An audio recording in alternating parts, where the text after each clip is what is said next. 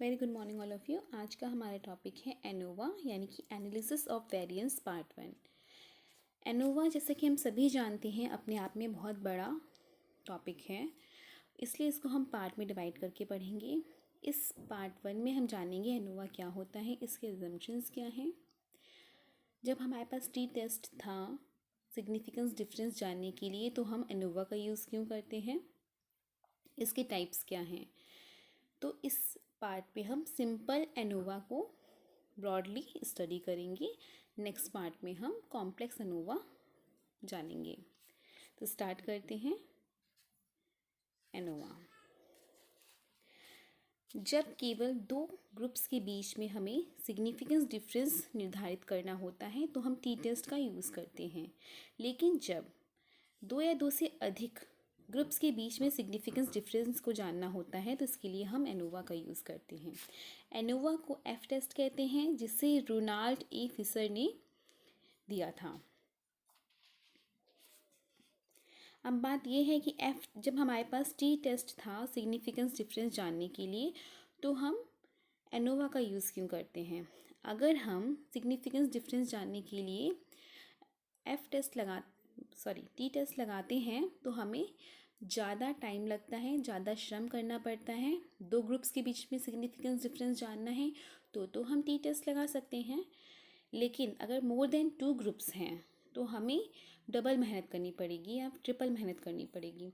इसलिए एक साथ कम समय में आउटपुट जानने के लिए, रिज़ल्ट जानने के लिए हम एनोवा का यूज़ करते हैं। और ग्रुप्स के कितने कॉम्बिनेशंस बनेंगे, इसके लिए हम फॉर्मूला यूज़ करते हैं n=n-1/2। एनोवा की डेफिनेशंस की बात करें तो मोहसिन ने बोला था, analysis of variance provides a blanket test of difference among the several groups which can be applied simultaneously. यानी कि एनालिसिस ऑफ वेरिएंस कई ग्रुप्स के बीच डिफरेंस की एक कंप्लीट पिक्चर प्रेजेंट करता है, जिसका बिहेवियर हम साथ साथ कर सकते हैं। ऐसे ही पीटर स्टेटोन और निकी हेस ने बोला कि analysis of variance is a statistical procedure to test whether groups of scores differ from each other. यानी कि एनालिसिस ऑफ वेरिएंस एक ऐसा स्टैटिस्टिकल टूल है जिसके द्वारा यह निर्धारित किया जाता है कि स्कोर्स के जो ग्रुप्स हैं एक दूसरे से डिफर हैं या नहीं हैं।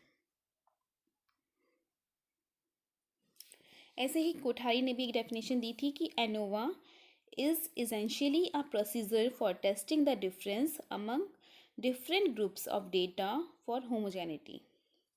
यानी कि एनालिसिस ऑफ वेरिएंस एक रूपता के लिए डेटा के डिफरेंट ग्रुप्स के बीच अंतर को जांच करने की एक कार्यविधि है। अब अगर हम बात करें एनोवा के अजम्पशंस क्या हैं, तो इसके कुछ सर्टिफाइड अजम्पशंस हैं जिनको पूरा होने पर ही हम एनोवा का यूज़ करते हैं। एनोवा को हम वहाँ यूज़ करते हैं जहाँ दो या दो से अधिक ग्रुप्स के मीन के बीच में सिग्निफिकेंस डिफरेंस जानना होता है। एनोवा एक ऐसी पैरामेट्रिक टेक्निक है जिसमें नॉर्मल डिस्ट्रीब्यूशन का होना ज़रूरी है। एनोवा का यूज़ हम वहाँ कर सकते हैं जहाँ सब ग्रुप्स का जो वेरिएंस है वो होमोजेनस हो, यानी कि एक जैसा हो। जिन सैंपल से ग्रुप्स का चयन किया गया है या सिलेक्शन किया गया है उन्हें इंडिपेंडेंट होना ज़रूरी है। तो ये 4 चीज़ें आपकी पूरी होनी चाहिए कि जो सैंपल है उसको, सैंपल से जिन ग्रुप्स को सिलेक्ट किया गया है पहले तो वो इंडिपेंडेंट हो, और जितने भी सब ग्रुप्स हैं उसमें जो वेरिएंस है वो होमोजेनस हो। नॉर्मल डिस्ट्रीब्यूशन का जो अजम्पशन है वो भी पूरा होता हो इसमें, और दो या दो से अधिक ग्रुप्स के बीच में हमें सिग्निफिकेंस डिफरेंस जानना हो तो हम एनोवा का यूज़ करते हैं। अब हम बात करेंगे कि एनोवा के कितने पार्ट हैं या किन परिस्थितियों में, किन सिचुएशंस में हम एनोवा का यूज़ करते हैं। तो in respect of one variable या इन रिस्पेक्ट ऑफ 2 और मोर वेरिएबल्स की सिचुएशन में हम एनोवा का यूज़ करते हैं। पहली सिचुएशन यानी कि in respect of one variable को हम सिंपल एनालिसिस ऑफ वेरिएंस, और दूसरी सिचुएशन जिसमें हमने कहा कि इन रिस्पेक्ट ऑफ 2 और मोर वेरिएबल्स, उसमें हम कॉम्प्लेक्स एनालिसिस ऑफ वेरिएंस या 2 वे एनोवा का या मोर देन 2 वे एनोवा का यूज़ करते हैं। अब सिंपल एनालिसिस ऑफ वेरिएंस क्या होता है?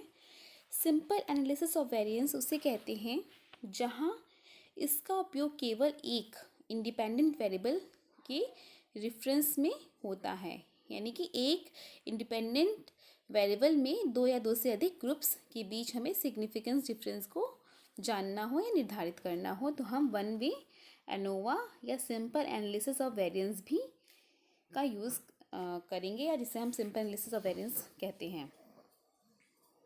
ठीक है, यानी कि हमने एक आईवी के बेस पे ही ग्रुप्स को डिवाइड कर दिया। कॉम्प्लेक्स की बात करें, या अगर हम कहें कि जब रिसर्चर किसी एक इंडिपेंडेंट वेरिएबल को मैनिपुलेट करता है और उसकी इफ़ेक्ट की सिग्निफिकेंस को जानना चाहता है, तो इसके लिए तो हम सिंपल या वन वे एनोवा का यूज़ करते हैं। ठीक है, लेकिन जब रिसर्चर एक या एक से अधिक इंडिपेंडेंट वेरिएबल को मैनिपुलेट करके उसके इफ़ेक्ट की सिग्निफिकेंस को जानना चाहता है, तो हम कॉम्प्लेक्स या 2 वे एनोवा का यूज़ करते हैं। इस तरीके से रिसर्चर यदि किसी डिपेंडेंट वेरिएबल पे दो वेरिएबल्स यानी कि फैक्टर्स या उसके लेवल्स को देखना चाहता है, तो हम 2x2 फैक्टोरियल डिज़ाइन का यूज़ करते हैं। इस तरीके से अगर 3 वेरिएबल्स या फैक्टर या उसके 2 लेवल्स को निर्धारित करना चाहता है, तो हम करेंगे 2x2 फैक्टोरियल डिज़ाइन। ठीक है, इसी तरीके से ये बढ़ता जाता है। ठीक है, अब हम बात करते हैं सिंपल एनोवा की। सिंपल एनोवा क्या होता है? सिंपल एनोवा को लगाने के लिए कई तरह की सिचुएशंस हैं, तो यहाँ पे हम 3 मेन सिचुएशंस को देखेंगे। Analysis of variance in case of more than 2 means और ग्रुप्स। ठीक है, इस सिचुएशन में हम कैसे कर सकते हैं? पहले तो हम देखते हैं कि क्या एग्जाम्पल है। इस एग्जाम्पल में पहले तो हमने स्टूडेंट्स को randomly socio economic status scale की बेस पे हाई, मिडिल, लो क्लासेस में डिवाइड कर दिया है। हाई को हमने x1, मिडिल को x2 और लो को हमने x3 बोला है। फिर हमने हर ग्रुप्स के जो स्टूडेंट्स हैं उनकी क्रिएटिव एबिलिटी की जांच एक वर्बल क्रिएटिविटी टेस्ट के बेस पे की है, और इन तीनों ग्रुप्स में जो भी इनके स्कोर्स आए हैं वो हमने टेबल में दिखाए हैं।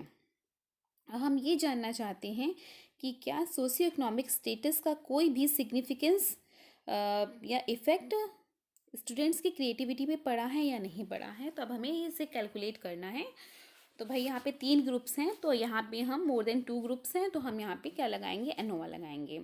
हाई को हमने x1 बोला है, लो मिडिल को हमने x2 बोला है, और जैसा कि आप देख रहे हैं लो को हमने x3 बोला है। ये सोशियो इकोनॉमिक स्टेटस हैं ABC। 3 ग्रुप्स हैं, तीनों ग्रुप्स के जो स्कोर्स आए हैं क्रिएटिविटी टेस्ट पे, तो वो हमने यहाँ पे लिख दिए हैं। वर्बल क्रिएटिविटी टेस्ट पे जो भी स्कोर्स आए हैं वो लिख दिए हैं।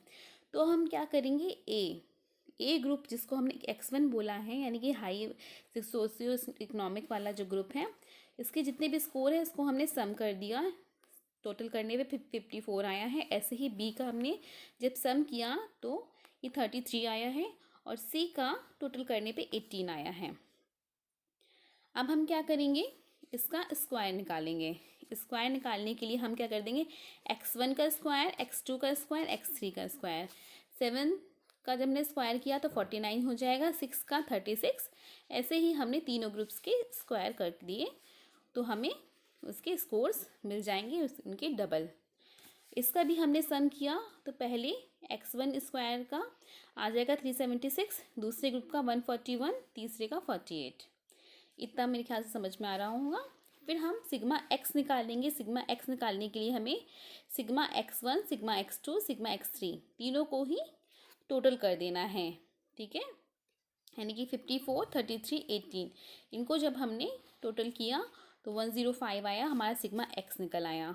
फिर हम सिग्मा x स्क्वायर निकालने के लिए जो भी हमने स्क्वायर किया था उसके जो हमारा टोटल आया है उनको सम कर देंगे तो 376 प्लस 141 प्लस 48 को जब हमने टोटल किया तो 565 आ गया हमारा।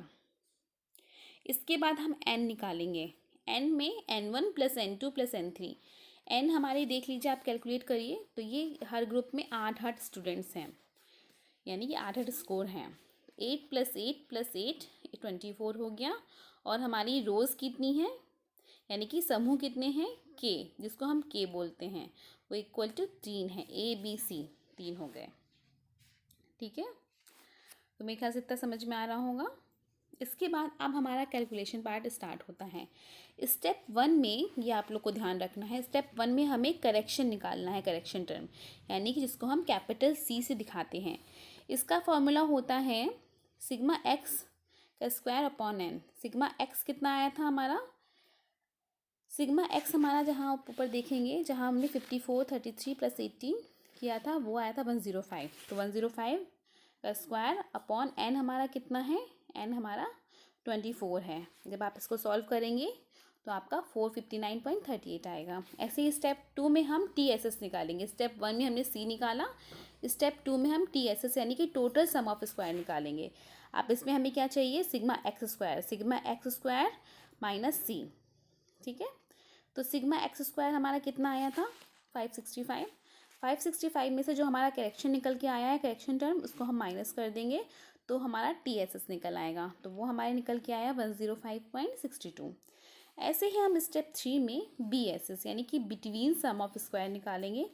बिटवीन सम ऑफ स्क्वायर निकालने के लिए सिग्मा x1 का square upon n1, sigma x2 का square upon n2, sigma x3 का स्क्वायर अपॉन n3। तो सिग्मा x1 हमारा क्या था, 54, n1 8, ऐसे ही सिग्मा x2 हमारा 33 था और अपॉन n2 हमारा 8 और सिग्मा x3 हमारा 18 था, फिर n3 8। इसको हम सॉल्व करेंगे, 459.38 निकल के आया हमारा। नहीं, माइनस कर देंगे हम माइनस C से। ठीक है, यानी कि माइनस C यानी करेक्शन टर्म रहेगा हमारा। इसको जब हम सॉल्व करेंगे तो हमारा निकल के आएगा 81.75। ठीक है, तो C निकल आया हमारा, TSS निकल आया, BSS निकल आया। अब हम जाएंगे स्टेप 4 पे WSS यानी कि within sum of square पे।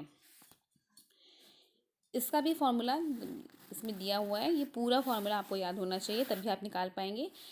सिग्मा x1 का स्क्वायर हमारा कितना है, सिग्मा x1 का स्क्वायर, जब आप स्क्वायर वाले पार्ट में जाके देखोगे पीछे तो हमारा निकल के आया था सिग्मा x1 का स्क्वायर यानी कि 376। फिर सिग्मा x1 हमारा कितना था, 54 था अपॉन 8। ऐसे ही हम सारी वैल्यूज़ को लिख देंगे इसमें, तो हमारा इसको सॉल्व करना इजी हो जाएगा। और हमारा ये निकल के आया, WSS निकल के आया 23.87। फिर हम निकालेंगे अब total sum of square. Total sum of square निकालने के लिए BSS प्लस WSS करेंगे। BSS हमारा कितना निकला है, 81.75। ऐसे ही WSS निकला है 23.87। इसको आप ऐड कर दीजिए, जो हमारा आया 105.62। इसको अब चेक करना है हमें। ठीक है, लेकिन इससे पहले हम निकालेंगे स्टेप 5, इसमें हम कैलकुलेट करते हैं DF को। ठीक है, यहाँ BSS WSS TSS के लिए हमें अलग अलग DF निकालेंगे। जैसे कि BSS के लिए DF क्या हो जाएगा, K-1। ठीक है, यानी कि K कितना है हमारा, 3 ग्रुप थे, -1 करेंगे तो हमारा 2 हो जाएगा DF। WSS के लिए N-K, N हमारा कितना है 24 और K 3 है, तो यहाँ पे WSS का DF कितना हो गया 21। TSS के लिए DF N-1 होगा, तो यहाँ पे क्या हो जाएगा, N हमारा 24 है, -1 23 हो गया। तो हमारा BSS का DF हो गया 2, WSS का 21 और TSS का 23। ठीक है, अब हम समरी बनाएंगे, समरी जो कंप्लीट पिक्चर दिखाएगी। तो पहले हम लिखेंगे सोर्स ऑफ वेरिएंस में हम BSS WSS TSS। Sum of square सबके सामने लिख दीजिए, जो जो सम ऑफ स्क्वायर हमारा आया था। BSS का सम ऑफ स्क्वायर देख के लिख दीजिए 81.75, WSS का 23.87 और TSS जो इन दोनों को जोड़ के आपने निकाला है वो आ गया 105.62। DF सामने लिख दीजिए। फिर आप इनको जब डिवाइड करेंगे तो मीन स्क्वायर और वेरिएंस आपका निकल आएगा। अब आपको क्या करना है, एफ निकालना है, यानी कि larger variance upon smaller variance, या जिसको हम वेरिएंस फॉर बिटवीन ग्रुप्स या variance for with in groups भी कहते हैं। तो हमारा लार्जर वेरिएंस क्या है 40.88 और स्मॉलर वेरिएंस है 1.14, डिवाइड कर देंगे 35.86 आ जाएगा। अब इसको हमें सिग्निफिकेंस लेवल पे यानी कि 0.01 पे या 0.05 पे 2 DF या 21 DF पे चेक करना है। तो अगर हम जब W की टेबल देखें तो आपको टेबल देखना भी आना चाहिए। मैं एक वीडियो बना दूंगी जिसमें आपको टेबल कैसे देखी जाती है, उस पर क्या वैल्यूज़ होती हैं, ये आपको समझ में आ जाएगा। तो हमारी जो W टेबल है इसको देखने से हमें पता चलता है कि 2 DF और 21 DF पे F को 0.05 लेवल पे और 0.01 लेवल पे 3.47 या 5.75 होना चाहिए, और हमारा ऑब्टेन वैल्यू 35.86 है जो कि 0.01 लेवल पर अधिक सार्थक सिद्ध हो रही है। तो हमारी जो नल हाइपोथेसिस थी कि इन तीनों ग्रुप्स की जो क्रिएटिव एबिलिटी है उसके बीच में कोई सार्थक अंतर नहीं है, रिजेक्ट हो जाती है। इसका मतलब कि सार्थक अंतर है और सोशियो इकोनॉमिक स्टेटस का क्रिएटिव एबिलिटी पे इफ़ेक्ट पड़ता है, ये हमारा प्रूव होता है। रिसर्च हाइपोथेसिस हमारी प्रूव हो जाती है। इसके बाद हम नेक्स्ट सिचुएशन में चलते हैं कि इन केस ऑफ ओनली सिर्फ 2 ग्रुप्स होते हैं तो हम कैसे करेंगे। बाकी सारी चीज़ें सेम है, बस थोड़ा थोड़ा डिफरेंस है, ठीक है। अब हमारा यहाँ पे अगर हम देखें कि जब एनालिसिस ऑफ वेरिएंस का उपयोग 2 ग्रुप्स के बीच में एक वेरिएबल के बेस पर सिग्निफिकेंस डिफरेंस को डिफाइन करने के लिए करते हैं तो हम किस तरह से काम करेंगे ये देखेंगे। तो इस एग्जांपल में क्या है, 10 बॉयज़ हैं 10 गर्ल्स हैं, उनकी साइकोलॉजी में जो मार्क्स आए हैं वो टेबल में दिए गए हैं। अब हमें ये देखना है कि क्या उनके अचीवमेंट्स में कोई रियल डिफरेंस है, सिग्निफिकेंस डिफरेंस है या नहीं है, ठीक है। तो हमने बॉयज़ के एक तरफ स्कोर्स लिख दिए, एक तरफ हमने 10 लड़कियों के स्कोर्स लिख दिए हैं। लड़कों को हमने बोला x1 और वैसे ही लड़कियों को हमने बोला x2। इनका फिर हमने वैसे ही टोटल कर लिया, x1 का टोटल आ गया, x2 का टोटल आ गया। पिछले जैसे हमने स्क्वायर किया था वैसे ही हमने x1 का स्क्वायर कर दिया, x2 का स्क्वायर कर दिया, इसका भी हमने टोटल लिख लिया। तो हमें सिग्मा x और सिग्मा x स्क्वायर मिल गया। अब हम अपना वही पार्ट करेंगे, स्टेप 1 करेक्शन टर्म निकालेंगे, यानी कि सिग्मा x का square upon n। Sigma x हमारा कितना निकल के आया है 1138। n हमारा क्या है 10 बॉयज़ हैं 10 गर्ल्स हैं, तो n हमारा हो जाएगा 10 + 10 20। सॉल्व करेंगे तो हमारा करेक्शन टर्म निकल के आ गया 64 75 2.2। अब हम निकालेंगे TSS यानी कि टोटल सम ऑफ स्क्वायर। इसको निकालने के लिए sigma x square minus c करेंगे। सिग्मा x स्क्वायर हमारा कितना था, सिग्मा x स्क्वायर हमारा है 65 66 8 माइनस हम कर देंगे करेक्शन टर्म, तो हमारा TSS 915.8 आ जाएगा। ऐसे ही हम स्टेप 3 में BSS जैसे हमने पिछली बार निकाला था वैसे ही निकालेंगे। Sigma x1 upon n1, sigma x1 का स्क्वायर अपॉन n1, ऐसे सिग्मा x2 का स्क्वायर अपॉन n2। तो इसकी पुटअप करेंगे वैल्यू तो हमारा BSS निकल के आ जाएगा 135.2। अगर आपने टेबल सही से बनाई है तो आप आराम से वैल्यूज़ को रख पाएंगे, बस फॉर्मूला आपको अच्छे से याद होना चाहिए। फिर हमारे स्टेप 4 में, एक मिनट ये दिखा दूँ आपको तो ज़्यादा अच्छे समझ में आएंगे कि पहले स्टेप 1 में आपने करेक्शन टर्म निकाल लिया। करेक्शन टर्म निकालने के लिए वही सिग्मा x की वैल्यू आप रखेंगे अपॉन n कर देंगे, तो करेक्शन टर्म आपका निकल आया। स्टेप 2 में TSS निकालेंगे, सिग्मा x स्क्वायर की वैल्यू रखेंगे माइनस कर देंगे जो करेक्शन टर्म की वैल्यू आई है उसको। BSS में सिग्मा x1 का square upon n1 plus sigma x2 का square upon n2 minus c कर देंगे। वैल्यूज़ पुटअप कर देंगे, जहाँ जहाँ जो जो आया है वो रख दें। सिग्मा x1 हमारा क्या था 543 था और n1 हमारा क्या है 10 है। फिर ऐसे ही हमारा सिग्मा x2 क्या था 595 था और हमारा n2 क्या है 10 है।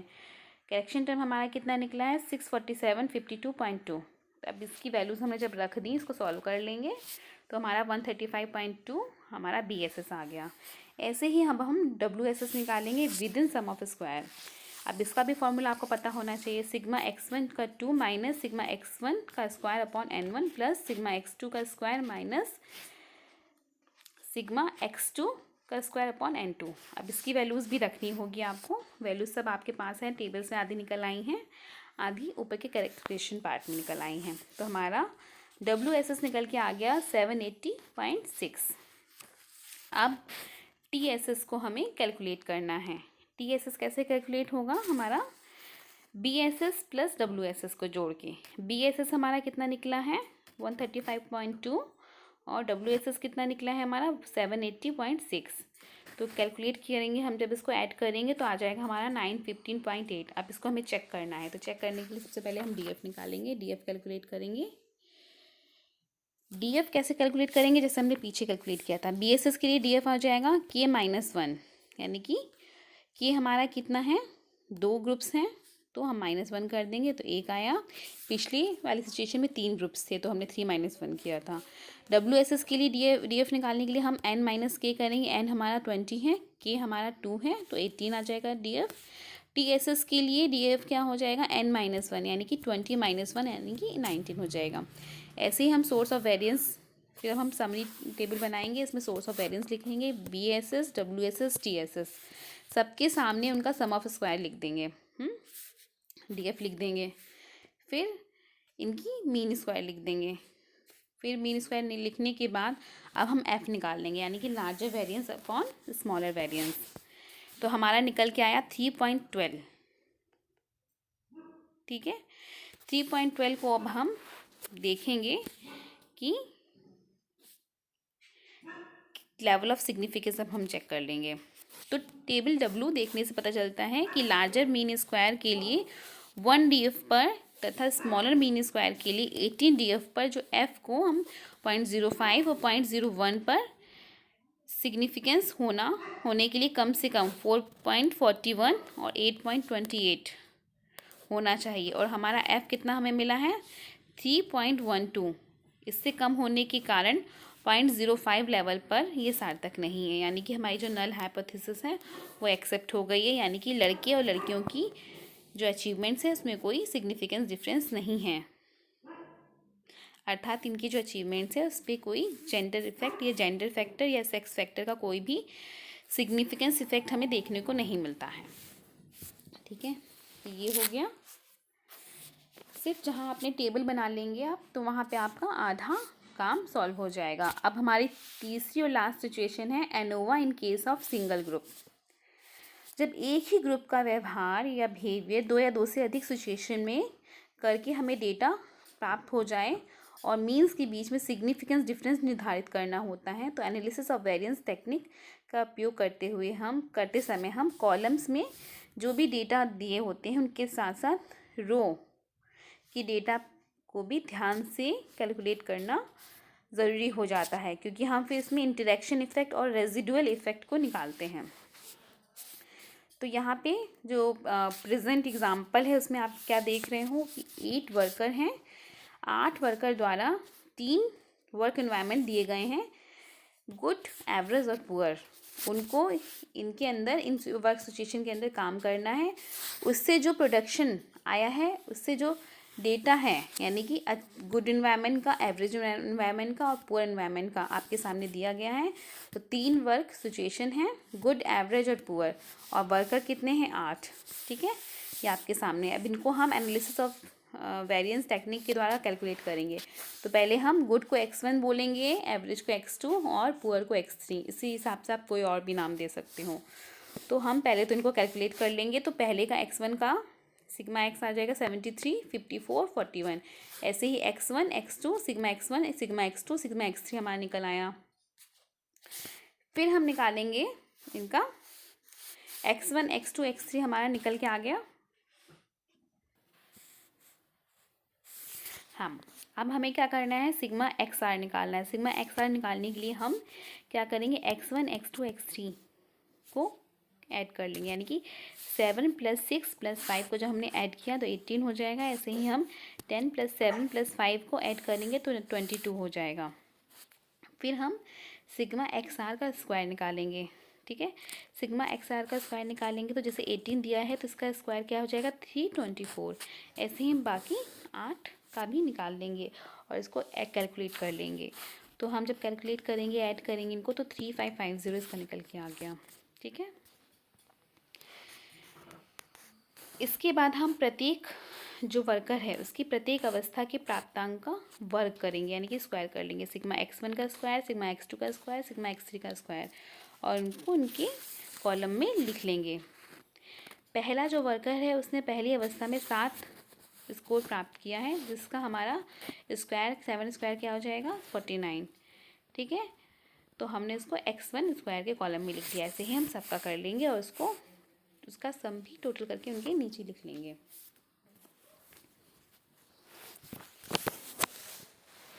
ऐसे ही करके हमें sigma x1, sigma x2, sigma x3 मिल गया। ठीक है। जो कि हमारा कितना है 73, 54, 41।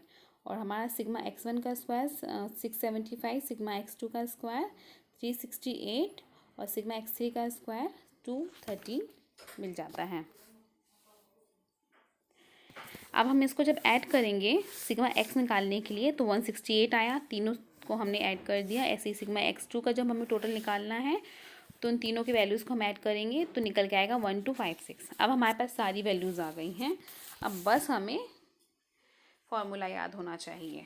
स्टेप 1 में हम क्या करते हैं, करेक्शन टर्म निकालते हैं। वही फॉर्मूला सिग्मा x का square upon n, sigma x हमारा कितना है 168, इसका स्क्वायर अपॉन n कितना है 24। ठीक है, क्योंकि 8 वर्कर हैं तीनों ही सिचुएशन में। तो हमारा निकल के आया करेक्शन टर्म 1176। TSS निकालने के लिए वही फॉर्मूला सिग्मा x का square upon c। Sigma x का स्क्वायर हमारा कितना निकला है 1256 और हमारा करेक्शन टर्म की वैल्यू रख दी हमने तो वो हमारा 80 आया है। इसके बाद BSS निकाल लेंगे वैसे ही जैसे हमने पिछले एग्जाम्पल्स में निकाला है। फिर हम WSS निकालेंगे। यहाँ पे हमें ध्यान रखना है WSS क्या है, within sum of square या रो सम ऑफ स्क्वायर। इसके बाद 5वां कॉलम थोड़ा सा डिफर है, स्टेप 5 थोड़ा सा डिफर है। इसमें हमें क्या करना है, इंटरेक्शन एसएस निकालना है, यानी कि रेजिडुअल एसएस। इसको निकालने के लिए हम टोटल सम ऑफ स्क्वायर में से माइनस करेंगे column sum of square plus row sum of square. तो इसके लिए सबसे पहले हम क्या करेंगे, कॉलम सम ऑफ स्क्वायर और रो सम ऑफ स्क्वायर को ऐड कर लेंगे, जो कि हमारा 64.76 है। ठीक है, जो हमारा BSS निकला है। ठीक है, इसके और हम रो सम ऑफ स्क्वायर यानी कि जो हमारा WSS निकला है उसको हम क्या करेंगे, जोड़ देंगे। और हमारा TSS कितना है 80, जो स्टेप 2 में आपका निकला था। अब इसको जब सॉल्व करोगे तो इंटरेक्शन सम ऑफ स्क्वायर हमारा निकल के आ जाएगा 7.91। नाम थोड़ी से चेंज है बस। फिर हम DF निकालने के लिए क्या करेंगे, जैसे पिछली बार किया था पिछले एग्जाम्पल्स में, BSS यानी कि कॉलम सम ऑफ स्क्वायर के लिए DF क्या हो जाएगा K-1। के हमारे कितने हैं 3 ग्रुप्स हैं, 3 - 1 = 2 हो जाएगा। WSS यानी कि रो सम ऑफ स्क्वायर के लिए DF क्या हो जाएगा R-1। R हमारा कितना है, कितने एम्प्लॉयज़ हैं 8, 8 - 1 7 हो जाएगा। और इंटरेक्शन सम ऑफ स्क्वायर यानी कि रेजिडुअल सम ऑफ स्क्वायर जिसको कहते हैं, उसको हम निकालने के लिए क्या करेंगे, K-1 × R-1। K-1 3 - 1 हो जाएगा और R कितना था 8, 8 - 1, तो हमारा आ जाएगा 2 × 7 = 14। अब हमें निकालना है टोटल सम ऑफ स्क्वायर के लिए DF क्या हो जाएगा N-1 यानी कि 24 - 1 = 23। अब हम समी टेबल बना देंगे। एक तरफ लिखेंगे सोर्स ऑफ वेरिएंस, दूसरी तरफ सम ऑफ स्क्वायर, फिर DF सामने लिख देंगे, मीन स्क्वायर लिख देंगे, मीन स्क्वायर या वेरिएंस जिसको हम कहते हैं वो लिख देंगे। फिर हमें हम वही फॉर्मूला लगा के column variance upon error variance, पिछले हम क्या करते थे larger variance upon smaller variance, यहाँ पे हम निकालेंगे अलग अलग। F फॉर कॉलम का अलग, F फॉर रोज़ का अलग। F फॉर कॉलम के लिए हम फॉर्मूला रखेंगे column variance upon error variance, यानी कॉलम वेरिएंस हमारा कितना है 32.38 और एरर वेरिएंस है 0.57। ऐसे ही हम F फॉर रोज़ के लिए रखेंगे रो वेरिएंस अपॉन एरर वेरिएंस, जो कि हमारा 1.05 है, 0.57 वो है। तो जब सॉल्व किया तो 1.84 हमारा एफ फॉर रोज़ निकला है, एफ फॉर कॉलम हमारा निकला है 56.81। अब हम लेवल ऑफ सिग्निफिकेंस देखेंगे, जिसमें हमें टेबल डब्ल्यू से पता चलता है कि कॉलम यानी कि लार्जर मीन स्क्वायर के लिए 1 DF और स्मॉलर मीन स्क्वायर में 2 DF पर 0.05 और 0.01 लेवल्स पर एफ को सिग्निफिकेंट होने के लिए कम से कम 4.74 या 9.55 होना चाहिए। और हमारा जो ऑब्टेन एफ है वो क्या है 56.81, इससे कहीं ज़्यादा है, अतः हमारा 0.01 लेवल पर ये अधिक सिग्निफिकेंट है। और हमारी जो नल हाइपोथेसिस है, तीनों ही वर्क सिचुएशन में कर्मचारियों यानी कि वर्कर्स की प्रोडक्शन में कोई सार्थक अंतर नहीं है, यहाँ पे रिजेक्ट हो जाती हैं और हमारी अल्टरनेटिव हाइपोथेसिस जो है वो सही प्रूव होती है। तो ये हमारे 3 सिचुएशन थी सिंपल एनालिसिस ऑफ वेरिएंस की, जो कि आपने देख ली हैं। अब मुझे लगता है बहुत ही क्लियर एग्जाम्पल थे जो कि मैंने बुक से उठाए थे, बहुत ही क्लियर इसमें दिया गया है, तो अब आप इसको अच्छे से समझ सकते हो। तो आपको पहले पता होना चाहिए कि क्या है एनोवा, इसकी डेफिनेशंस पता होनी चाहिए ताकि आप क्लियर कट किसी को बता सको। अजम्पशंस पता होने चाहिए और इसके जो 2 सिचुएशंस हैं बेस्ड ऑन 1 वेरिएबल और based on more than 2 variables, ठीक है। फिर सिंपल एनोवा की जो 3 सिचुएशन मैंने बताई हैं, मोर देन 2 मीन्स और ग्रुप्स के बीच में, और in case of only 2 groups के बीच में, और in case of single group के बीच में। ये तीनों ही सिचुएशन आप अच्छे से देख लें, बाकी चीज़ें वही सेम हैं, बस आपको फॉर्मूला पता होना चाहिए। तीसरी सिचुएशन थोड़ी सी डिफर है, जहाँ पे हम रेजिडुअल कॉलम और रो को निकालते हैं, पर वो भी बहुत इजी है। आपको एटलीस्ट एक सिचुएशन बहुत क्लियरली एनोवा निकालना आना चाहिए। होपफुली आप लोग को समझ में आया होगा। कहीं कोई डाउट हो तो पूछ लीजिएगा। Thank you so much.